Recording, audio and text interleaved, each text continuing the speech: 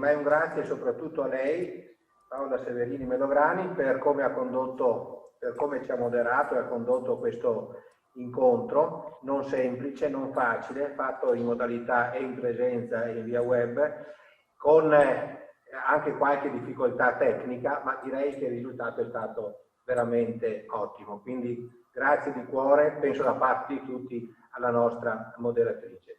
Il ringraziamento va poi a tutti i relatori. Stiamo portando a casa delle relazioni e con dei valori molto importanti, con dei contenuti veramente forti. Direi che potremmo riassumere la giornata di oggi, la mattinata, con due parole che possono essere queste: nessuno escluso. Mi sembra che questo è il messaggio che noi vogliamo dare da Venezia, dalla Sala San Domenico, in questa prima giornata della Serenissima, avente per tema la salute dei cittadini. La parola che più è stata nominata, penso che possiate concordare, è fragilità. Fragilità della persona, abbiamo visto, fragilità di un sistema sanitario, fragilità anche da un punto di vista economico, fragilità del tessuto sociale. Fragilità che ha portato a sottolineare come per, come dire, superarla, per aiutarla, diventa fondamentale la centralità della persona. E l'abbiamo visto questa fragilità e questa centralità molto ben sviluppata sia all'interno delle relazioni che si sono occupate di malattie rare e sia della relazione che si è occupata appunto di patologia ematologica. Hanno evidenziato entrambi come sia fondamentale, importante, l'approccio al malato, che è un approccio a un malato complesso. Un approccio che si avvale di rete, e quindi di centri, come metodologia di intervento, un approccio che si avvale di una medicina personalizzata. E quindi ritorna quel concetto di medicina colta che abbiamo sottolineato e visto da uno degli interventi. A rispondere all'approccio al malato complesso, un sistema sanitario che abbiamo evidenziato e concordato è e debba rimanere pubblico con le sue caratteristiche di universalità, di uguaglianza e di accessibilità. Non è sempre così, non è facile mantenerlo a questi livelli, ma dobbiamo veramente dare tutto quello che possiamo perché il nostro sistema rimanga con queste caratteristiche. È la caratteristica della nostra Italia, è la caratteristica delle nostre regioni, è la caratteristica del Veneto in particolare.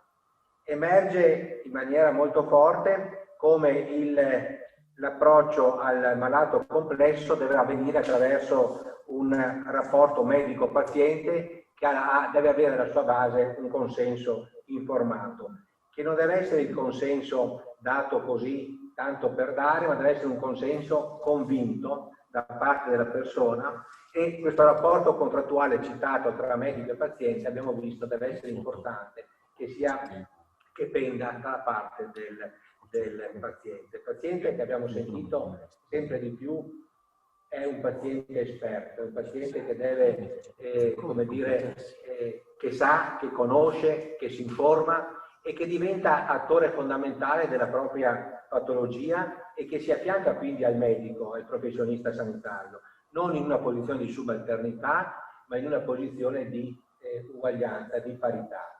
E penso sia questo un altro messaggio importante.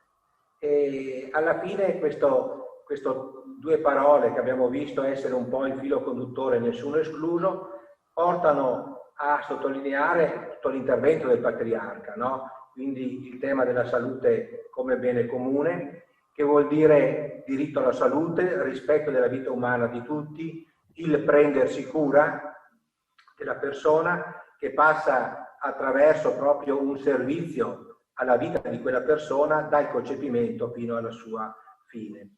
E questo servizio alla persona deve avvenire attraverso una comunicazione che sia autentica, rispettosa e che sia basata su questo rapporto di fiducia tra medico e paziente. Quindi nessuno escluso ci porta a dire che diventa importante la presa in carico.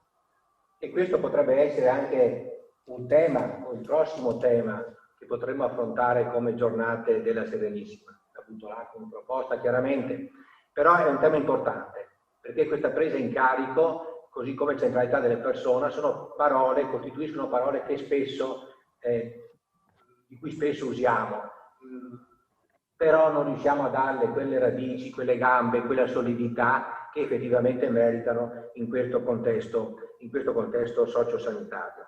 E quindi la presa in carico diventa importante, e diventa importante l'ascolto, e l'ascolto attraverso il volontariato. L'esperienza che abbiamo sentito delle associazioni che hanno contribuito a sviluppare questa giornata diventa veramente un ascolto importante. Le associazioni che diventano proprio il partner ideale per un sistema sanitario pubblico che vuole essere tale, vuole rimanere tale e vuole garantire questa presa in carico, presa in cura della persona, con appunto l'obiettivo che nessuno rimanga escluso. Grazie e buona continuazione della giornata.